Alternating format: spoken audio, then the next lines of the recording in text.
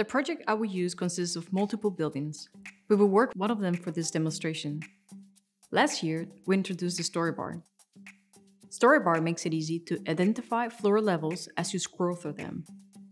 Handling multiple buildings and story heights in one project is cumbersome in a traditional BIM software. In BricsCAD BIM, you can handle multiple buildings in one project, even if their stories are completely different. You can easily view and manage story settings for all your buildings in a single interface.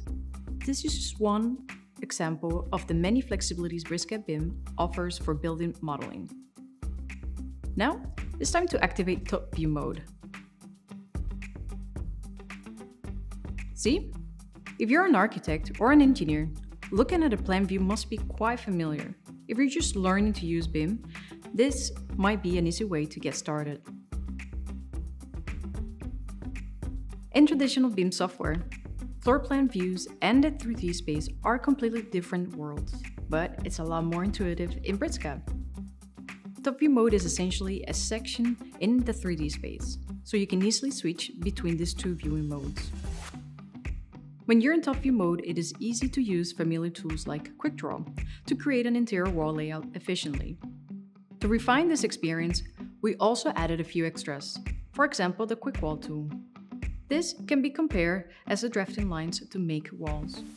Modeling walls and slabs in this view will also make creating BIM from point cloud scans easier and more efficient.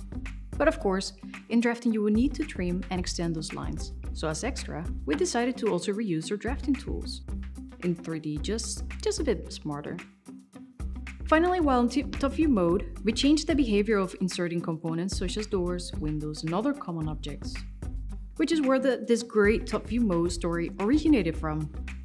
As you're placing the door, a smarter interface would let you know when it can be placed in a wall. You can easily insert common objects into the plan.